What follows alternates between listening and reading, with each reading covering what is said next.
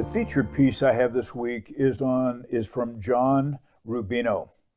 He is a blogger. He writes a newsletter, and I did some research on him. He has 11,000 paid subscribers to his newsletter, so he's pretty heavily followed, and I just started following him this weekend. So I was impressed by his perspective and his depth of knowledge, his background, and so forth. So he's going to approach this from the market and the economy from several perspectives, beginning with what he thinks is a significant indicator for the stock market and the economy is this RV sales. Hi, my name is Ben Reppond. Welcome to my YouTube broadcast. Today is June 20th, 2023.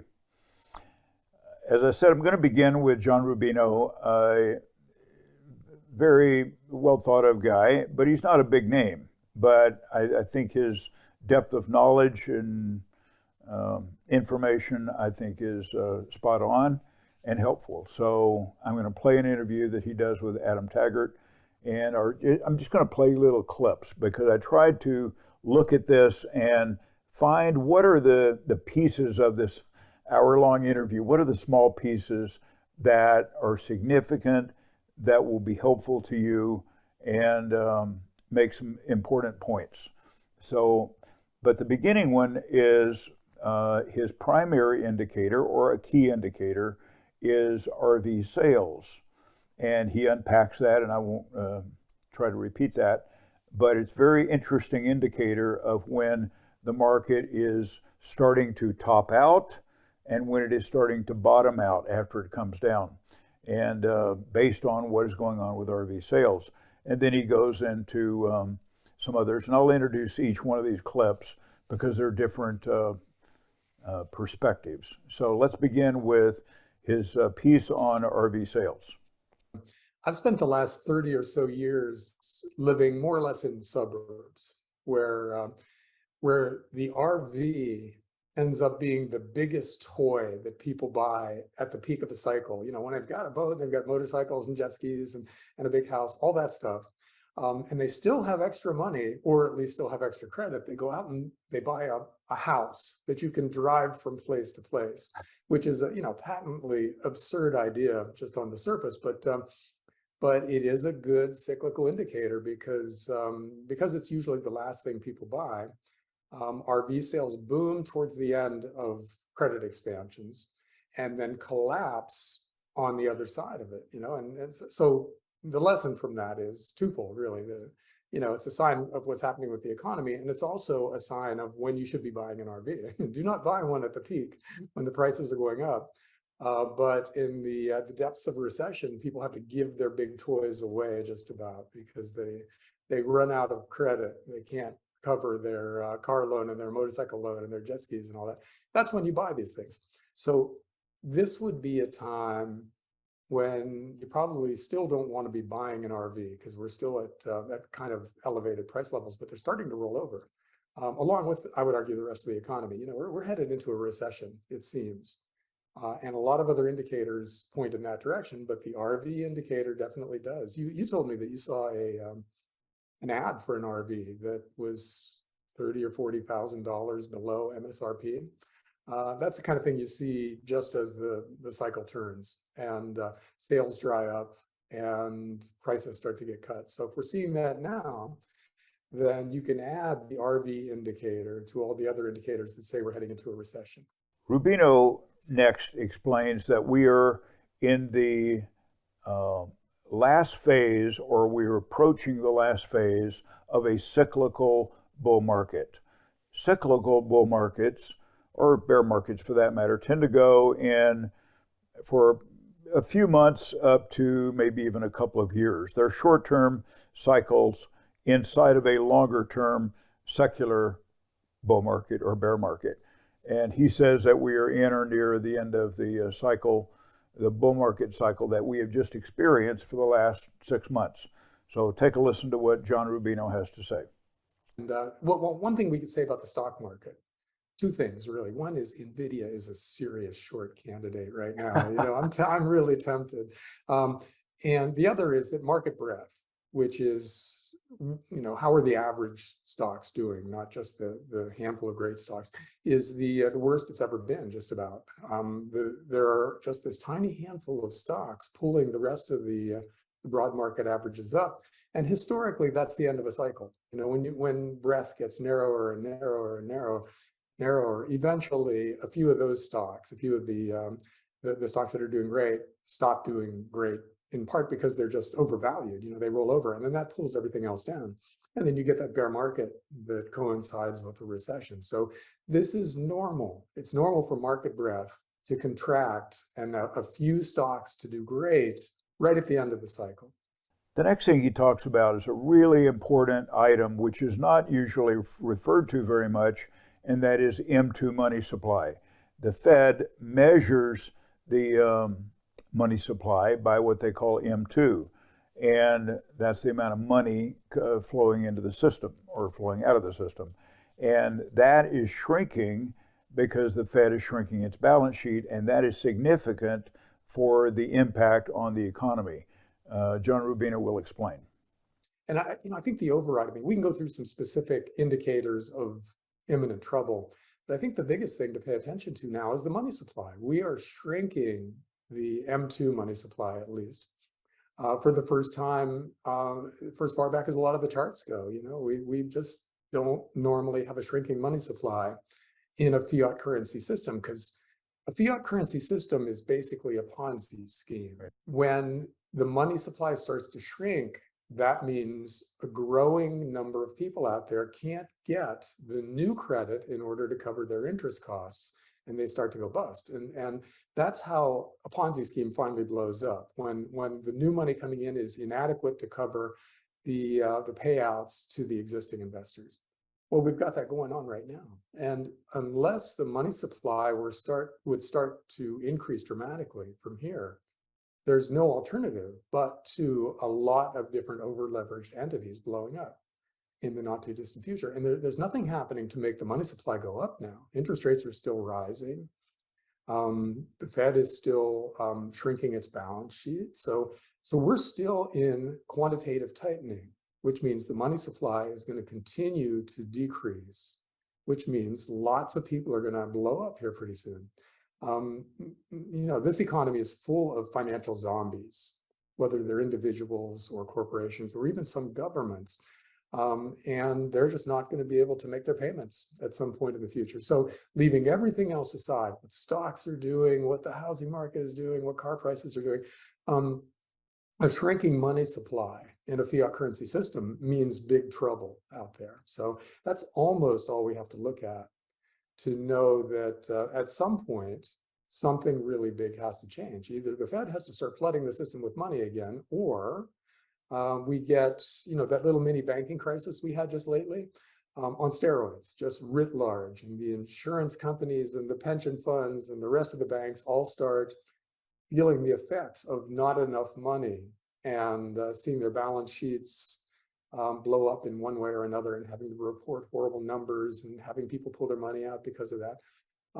That's the kind of thing that is virtually guaranteed unless we make some big change here. And there's apparently no big change coming. And then finally, he explains, he's been around for, I guess, about 30 years. And so he began as a writer for the technology sector for TheStreet.com. And of course, TheStreet.com, you may recognize that because Jim Cramer is the owner or one of the owners of TheStreet.com. And that's kind of how he got his popularity, I guess. But he was a writer for them back in the 90s, and he explains that during the 90s, and I think he goes back to 1993, but as the market approached 1998, he was, as a writer, not knowing the future, he was saying, this, and he was he calls it, I think, the perma bear or the contrarian view to those who were thinking, oh, you got to get on this bandwagon, it's going to go to the moon, this is the new economy, the new era. and the old economy is, I mean, if you remember that, that's really the way the thinking was in the tech sector or the dot-com sector. And a lot of these companies were very, very early stage, brand new companies. There were others that were around that were like Microsoft or Yahoo, AOL, et cetera. But even Amazon was a very new company at that time. But they were thinking this stuff's going to go to the moon. The values went crazy. And he took the opposite view and said, no, it's just not going to work that way. And he was definitely shunned because of it. And so he talks about that experience. And of course, when he talked about it, it reminded me of Michael Burry in The Big Short. And the same thing. He kept saying, you know, this thing has got to come down and come down significantly because the data does not support it. And just like Michael Burry and just like John Rubino, they were validated. But what happened after they began calling dates like this has got to happen any day now, practically, Rubino thought the market was going to collapse in 98. It went on for another 2 years, going into stratospheric territory, and his prediction was correct, but he was that early. And so I've seen this happen a number of times, and it reminded me of where we are today, that, and I think this is why he explains it, is that the market is resilient. It's a different market, but it's resilient right now, wanting to go up, climbing, drawing in those last people before the door is finally slammed down. At some point, I don't know when it is, but at some point it's coming down hard, and maybe it comes down a little bit before the final one comes way down. But it's been 15 years since the last crash, about 15 years. And so based on historical time periods and patterns, that's a long period. So it's those people who feel like this can't just keep on going. You're right, it can't. But we don't know how long. And we may have a period, I don't know how long it is or how short it is. We may have a period in front of us, like he's describing here, where the market will go up before it finally begins a much deeper descent. But that's why I played this, because I thought it was very instructive for where we are today. So take a listen to this final piece from John Rubino. Back in the 1990s, I was a tech stock columnist for a online magazine called TheStreet.com. And I was kind of, by 1998, I was kind of the resident bear. And so I used to get horrible hate mail from all the tech stock bubble guys and everything. But by 98, that bubble should have burst. All the numbers were crazy, and there was no reason for it to keep going on, but it did. It went through 1999 and then through part of 2000 before it finally did blow up. This is like that.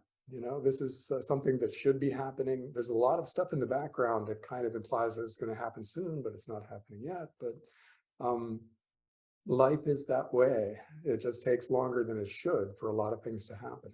Next piece is interesting. This is a kind of a informational piece. I won't say it's a documentary, but it's a piece done by CNBC on the housing market. And it's an interesting perspective, because everything I've been reading says the residential housing market is pretty strong. And while there will be weakness here and there in certain regional markets, by and large, there's a lot of strength, and it's not going to crash. It may come down some, but it's not going to crash. So that's what I've been reading.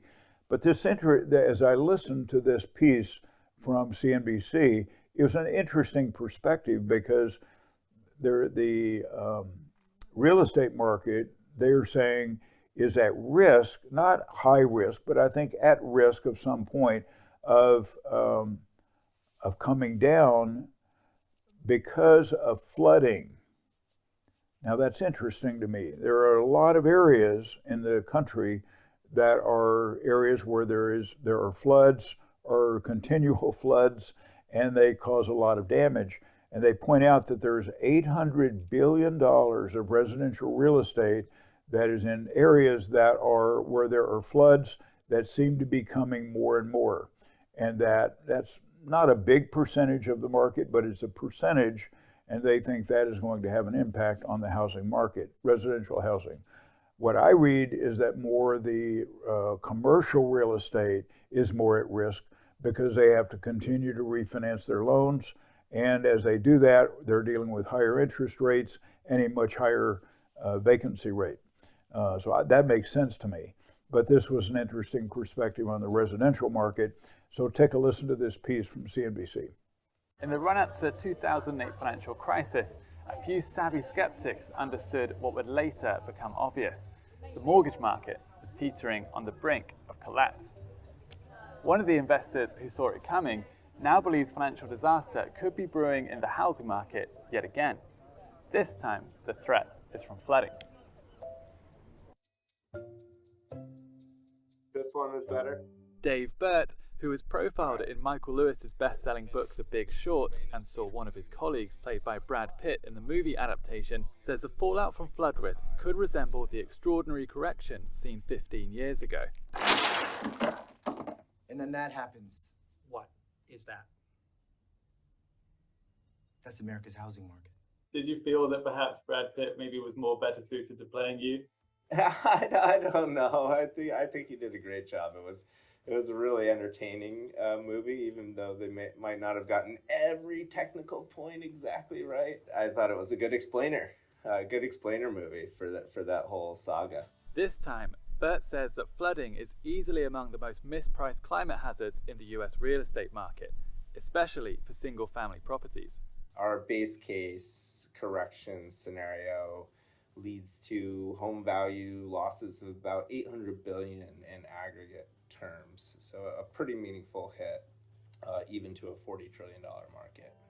Flooding is recognized as the most common natural disaster in the US, and yet despite that, the risk of flooding to housing markets is feared to be far greater than current government estimates. Millions of households in the US and worldwide are thought to be exposed to this hidden time bomb, an issue that's predicted to worsen as the climate emergency deepens. This broadcast would not be complete without me doing something for Mike Wilson. So Tom Keene and Lisa Abramowitz from Bloomberg do an interview with Mike Wilson from Morgan Stanley, and he reiterates what he's been saying all along. And I began playing pieces from him back in December, so this is about 6 months ago. He's continued to say, back then, we are approaching an earnings recession.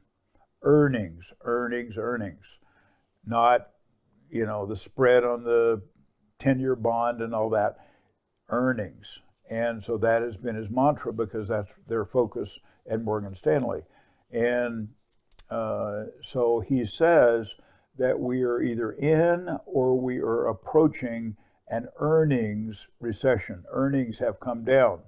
And they question him about, well, maybe what about tech stocks, maybe being the exception. He said, actually, those are even more affected, even though they are going up faster than the rest of the market in a number of cases.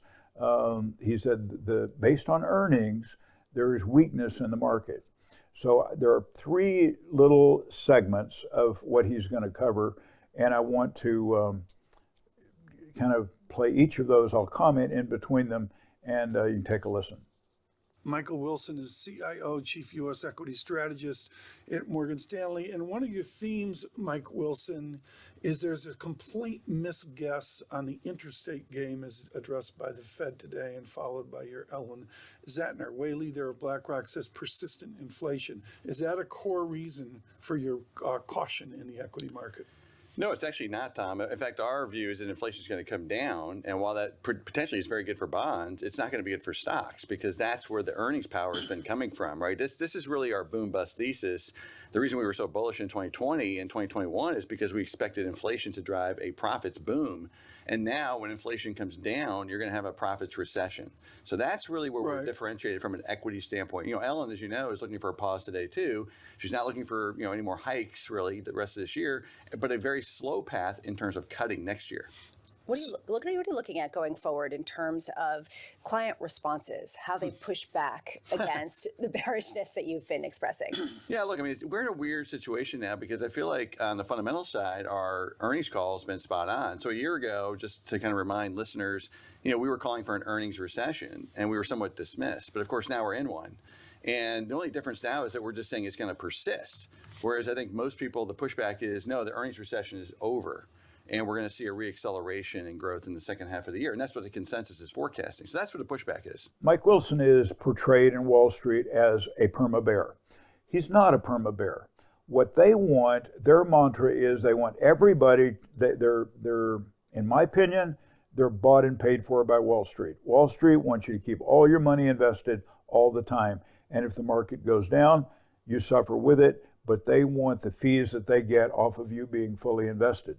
That's their hidden agenda and their mantra. In my opinion, Bloomberg buys into that, and but Mike Wilson says that there is risk in the near term, but later, 24, 25, we're probably going to hit an excellent bull market where it's going to take off.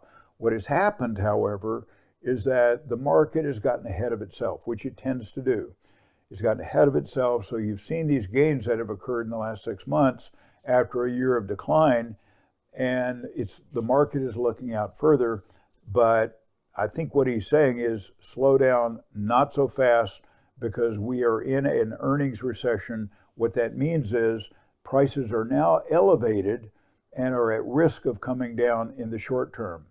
But if you look out beyond that, if you can weather that storm, 24, 25, he says it's going to look very good. So we have to be careful not to take this too literal, because that doesn't mean that the market is going to start down today and on December 31st, it's going to stop going down and start going back up. Of course, that could happen, but I think he's dealing with macro periods here. So I think if we look back a few years from now, look back on this period and examined his statements, we'd say they are approximately correct. But because they're economics, they're not going to be precisely correct. So take a listen to this piece from Mike Wilson on the near term and beyond. My question is, what happens if there's a recession and nobody cares? What happens if there's an earnings decline and people shrug it off and say, well, look to the future and there's going to be this incredible American exceptionalism, and where else are you going to put your money? Well, this is our story for 24 and 25, right? This is why we're in a difficult situation right now where we see the near-term risk reward as lousy. But if we look out 24, 25, this is what people are getting excited about. Capital expenditure boom for things like reshoring, green energy, traditional energy, retrofitting buildings, et cetera. And now, of course, AI. So this is exciting. The problem is it's a cost first, and then it's a productivity benefit. His caution for investors is to be careful, to watch out for your emotions. FOMO, fear of missing out. When the market goes like it has recently, and I'm going to show you some charts on this tomorrow. When it goes up and up and up, there is a feeling that I need to get on the bandwagon. I need to get on this right now because every week, every day, it just seems to keep going up. Well, that is emotional. That's FOMO. And he says, be careful of that. And so I have clients that are bringing in new money, and I've said to them, let's be careful. Let's look for opportunities to invest that new money, but don't just jump in, because your risk of losing, at least in the short run, of having a negative experience right away is too high. So just be patient. Let's wait for it to pull back, and that would be my caution, is to look for opportunities to enter the market if you have new money, but don't jump in now unless you're willing to accept short-term risk that's higher than short-term opportunity. So, but if you say, I'm going to invest for 10 years with some new money, okay, fine. I guess it doesn't matter. But anyway, that was his caution. So take a listen to this last piece from Mike Wilson. Okay, so we're very disciplined on price. We always get kind of categorized as a perma bear, but I remember calling the low in October. We called the low in March of 2020 because of price.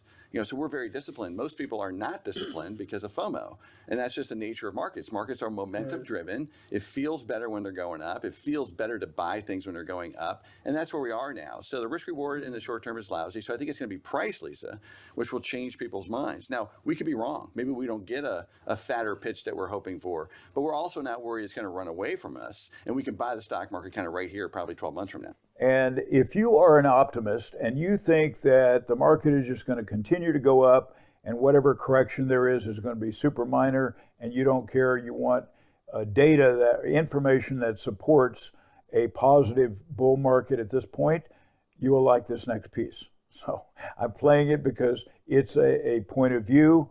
I'm not saying it's wrong. I don't personally, I think we're going to have a correction before the market takes off. I tend to more agree with Mike Wilson. But Stephanie Link from Hightower explains she is more optimistic about the coming months and beyond. So you can take a listen to Stephanie Link and Joe Kernan from CNBC. This stuff, but you've been kind of friendly towards the market overall. I wouldn't say you've been a bear. No, definitely not a bear, not a raging bull. To be honest, I've kind of thought we were going to stay in a trading range, and I've been surprised that we have actually rallied as much as we have. But I think the reason why we are rallying and why even yesterday was so powerful, Joe, is because we're slowly checking the boxes of all the concerns, and we're getting some sort of resolution, debt ceiling, bank crisis, even the Fed, right? I mean, the Fed was confusing with the pause and then on the other side, the dot plots going higher and Powell kind of being hawkish to some degree because of inflation. We got all that. But the point is on the Fed is you're in the ninth inning. Whether they raise one or two more times from here, we don't really know, but in 6 months and 12 months, we're not going to be talking about the Fed raising rates. I don't know if we're going to be talking about the Fed cutting, but we're not going to be talking about them raising. And all of those things are good. So now we just have to watch the fundamentals of the economy, and it's been okay, right? I mean, yesterday retail sales, really pretty impressive. Housing has rebounded. Autos, the supply chains are getting through, and demand still is strong. And of course, then you have this onshoring theme, and the regional manufacturing data points that are coming out suggest the PMIs are bottoming. So I add it all up, and I'm not going to give you a target on the S&P 500 because that's not what I do. But I do think that all of these things bode well for earnings. And everyone was so concerned and negative over the last several months, quarters, that I think we're now reversing that. And that's a really good thing. And to your point, I can find some stocks that I want to buy. Okay, from last week, the flow of funds report showing where money is going. Again, I think this is always very interesting to me. It tends to match up with what I see in the market. Conventional equity funds had outflows of 17 billion. Conventional bond funds had outflows of 3.9 billion. Money market funds had inflows of 36 billion. So what that tells you from where the money is going, not the stock market, but where the money is going, is it's more of a cautionary or flight to safety view from the flow of money. Sometimes what goes on behind the scenes like this, of where money is going, does not match up with what the stock market is doing. That's why I play this. Want to share with you some thoughts on credit cards and debit cards. I saw a piece on social media from Dave Ramsey, and this is his kind of his mantra about the use of debit cards. And I got a call. It was just a very 30-second piece. Got a call from a listener to him questioning the use of debit cards all of the time because this person paid their bills on time, didn't have a balance on their credit card and saw benefits, and he was pointing out to Ramsey the benefits of using a credit card over a debit card. But Dave Ramsey, and this is my criticism of him, he does some things well, but my criticism is that he takes a one-size-fits-all approach to every financial problem. And his issue he hates credit cards because he sees people who are deeply in debt, tens of thousands, even over $100,000 in debt on credit cards. And so I understand that. So people who either are in a situation where they need short-term credit and then they have a plan to get out of it, okay, well, I understand it. That is an easy place for short-term credit. Or people who do not have control over their spending habits, I can see that as well. And so for people like that, I can say, okay, well, maybe debit cards have a place, but it is short-term credit for people at times when they need it. But there are negatives with debit cards. Even though he promotes it as the answer, I disagree with that. I have a debit card and I have a credit card, but I don't use my debit card, but well, I'll say it this way. I don't remember the last time I used it, but I do have one. But I tend to use credit cards. I pay off my balance every month, so I don't incur any interest charges. I do accumulate miles. But also the thing for me that I really like, and I've found this to be really helpful, is that they are, if you have fraud, someone who uses your credit card, unauthorized purchase, I can call the credit card company and they will back me and they will reverse that charge. This has happened a number of times, both with Visa and American Express, and then they issue a new card. And so I like that feature because I've seen, I'm careful in how I use it and so forth, but somehow it gets in the hands of bad guys and they do things like that. So I'm playing this just to kind of counter what he is saying, to say in some cases, people who need some controls on what they spend, the debit card just draws right out of your checking account, and that's a way to protect yourself from yourself. Okay, that's fine. But for people who can manage themselves and pay off those balances and accumulate miles and protect their credit and the security of their account, I like credit cards. So what I did was I found this on the internet. This is just a short, brief pros and cons of each. So the debit card, the advantages of debit cards, the disadvantages. Credit cards, the advantages and disadvantages. And so I point out, like, the things for me personally was on the credit cards, I like getting miles. I mean, I have a lot of miles and I use them for air travel, and that's been, financially it's been a nice plus. And then protection from fraud. And those are the biggest issues for me.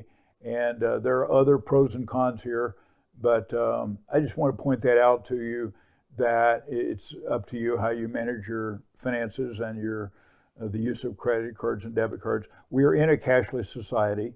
Very few. How much money do you have in your pocket or in your wallet? Probably not a lot.